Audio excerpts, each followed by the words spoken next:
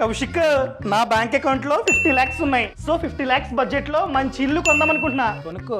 కానీ చాలా మంది కోటీశ్వర్లు డబ్బున్నా కూడా ఒక 10 lakhs ఆ విధంగా డౌన్ పేమెంట్ కట్టి రిమైనింగ్ 40 lakhs హోమ్ లోన్ తీసుకుంటూ ఉంటారు. క్యాష్ ఉండి కూడా హోమ్ లోన్ తీసుకుంటారా? దాని వెనకాల పెద్ద స్ట్రాటజీ ఉంది. For example 10 lakhs down payment కట్టినా కూడా 40 lakhs హోమ్ లోన్ తీసుకున్నారు అనుకుందాం. ఈఎంఐ ప్రతి మంత్ 36,000 ఆ విధంగా ఉంటుంది.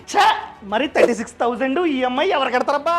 వీళ్ళు ఏం చేస్తారంటే హోమ్ లోన్ తీసుకోగానే పక్కన పెట్టిన 40 lakhs ని ఒకేసారి మంచి ఇండెక్స్ మ్యూచువల్ ఫండ్ లో ఇన్వెస్ట్మెంట్ చేస్తారు. ఇన్వెస్ట్మెంట్ చేసే టైంలోనే సిస్టమాటిక్ విత్ డ్రావల్ ప్లాన్ ని చూస్ చేసుకుంటారు. అక్కడే అడుగుతుంది మంత్లీ ఎంత డబ్బు విత్ డ్రా అయ్యి మీ బ్యాంక్ అకౌంట్ లో పడాలి అని చెప్పి అడుగుతుంది. ఇక్కడ ఈఎంఐ 36,000 కాబట్టి 36,000 ని చూస్ చేసుకుంటారు. సో ప్రతి మంత్ 36,000 విత్ డ్రా అయ్యి వాళ్ళ బ్యాంక్ అకౌంట్ లో పడుతుంది. దాన్నే ఈఎంఐ రూపంలో కడుతూ ఉంటారు. సో అంత డబ్బు విత్ డ్రా అయినా కూడా 20 years తర్వాత 50 lakhs కంటే ఎక్కువ డబ్బు మనకైతే వస్తుంది.